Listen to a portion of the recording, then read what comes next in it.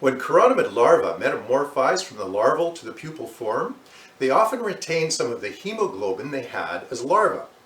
This red coloring is an important feature that we include in many of our flies, and it often shows up in the tail or butt of the fly. However, that's not always the case. A little while ago, a fellow named John Swanberg posted a picture on social media of live chironomid pupa with red slashes up near the thorax of the fly and none on the tail. I decided to rise to the challenge of creating a pattern to mimic this look. And here's what I came up with. I call it the ruby throat.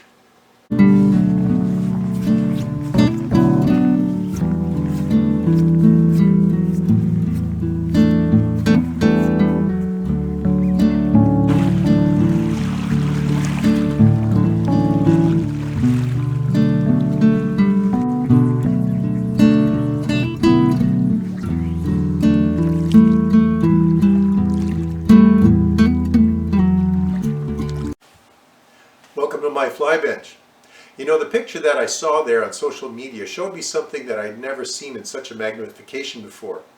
While I had pumped the stomach of trout and seen that red in the upper thorax, I'd never seen it so magnified in such a good quality picture and noticed how the red comes through under the pupal husk. Let's take a look at the materials you're going to need to tie this fly.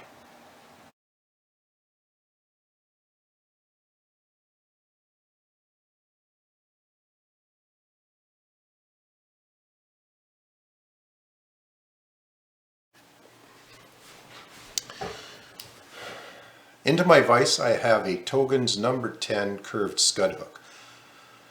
Onto that I've put on a 7/64 brown magic bead. We'll tap that to the back so that we can attach our gills. First comes our 8/0 black tying thread.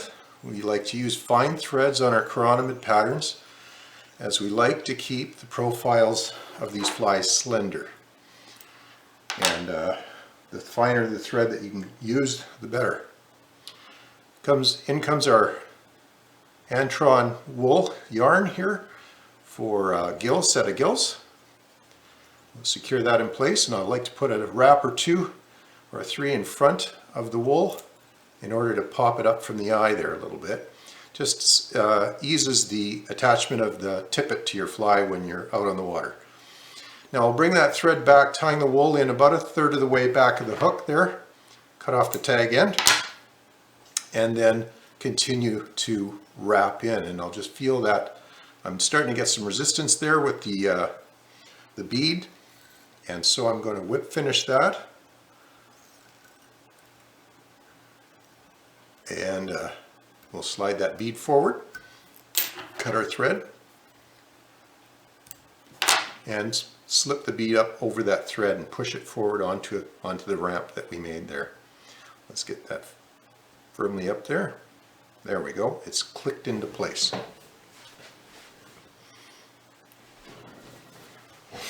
Now that we have the bead in there, we're going to reattach our tying thread and start to build up a shoulder. Before we get ahead of ourselves though, we want to tie in our small, extra small actually, silver wire.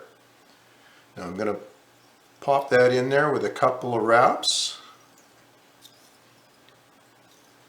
and then pull it back until it's just behind the bead, till I can't see the end of it there on the bead. Okay, now we build up our ramp there and our shoulder of the fly.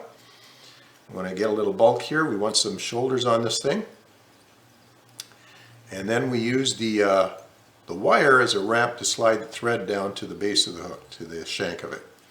And I still need a little more width there, so I can give that a few more spins. Okay, there we go. Now we've got somewhat of a taper.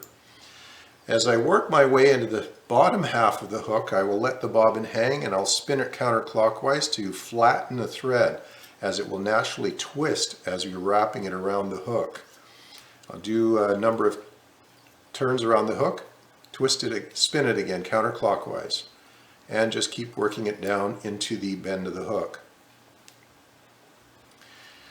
Now we're taking it down into the bend here, keeping the tail end of the fly slender, and we will very shortly be able to tie in our over body. I like to get these chironomids to have a bit of a curl on the tail. The naturals often look that way, and I want to mimic the natural thing.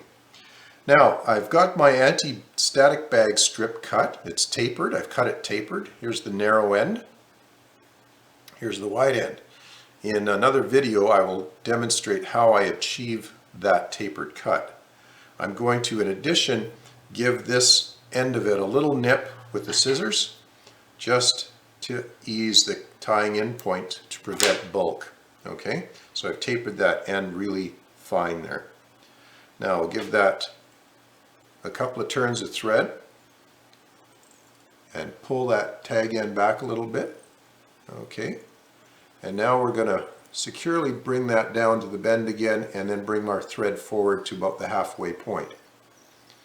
Here at the halfway point, our underbody goes in, and I'm using red holographic mylar tinsel. And this stuff has quite a high reflective quality. As a result, it shows through under the ASB quite nicely. So I'm just pulling that back until I can't see it up beside the bead there anymore. I think I've got it all. From this side of the camera, at least it appears that way. Now we're going to wrap that mylar tinsel up on the front half of the hook, making sure to cover all that black thread. This mylar will show through quite nicely under the ASB, even though the ASB is fairly smoky and somewhat opaque. Then we'll give that tinsel a cut, tag in. We'll bring our anti-static bag, wraps forward now, nice even wraps, then narrow end near the butt of the fly, and the wider end in the middle section and upper section, thorax of the fly. We'll try not to overlap those layers too much, if at all. We'll try to get them in touching turns. And then here we come to the mylar, and at this point I like to try to leave one gap in the turns, so to have that mylar tinsel show through. So I pull it forward a bit more, leaving a bit of a gap. There we go. And now we're going to tie that off here, right behind the bead. Give that a couple of nice wraps, 3 or 4 anti-static bag. I think needs a little extra. And then 1 or 2 in front. I'll lock that in place. Now, in order to cut that off cleanly and not leave too big a tag end, I like to nip it really close to the bead, just on one side, and then tear it off.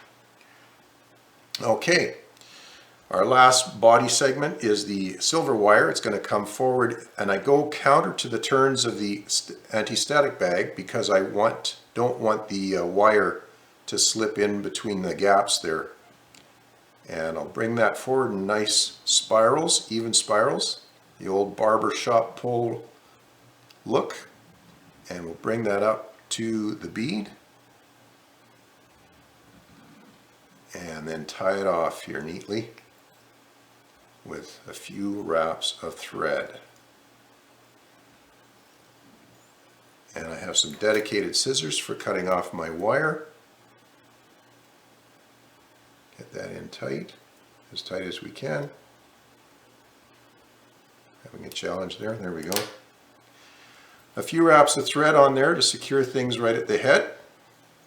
A touch of brushable super glue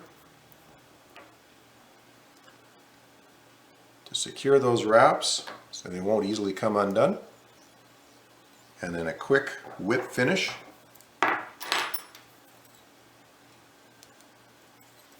To finish off this fly. Finally, we'll give those gills a haircut. 3, 4, pop the whip finish tool off. The tying portion is done. We'll give those gills just a little bit of a haircut. And what I like to do is pop the UV light on there, even though there's no resin, to look for any errant strands that are popping out and I didn't see with my naked eye. UV light really makes them pop. Nice set of gills there. Oh, there's another one underneath. Give that a little cut. I think you are going to be shouting bobber down quite often this spring with a fly like this. Wishing you good luck. And thank you for watching.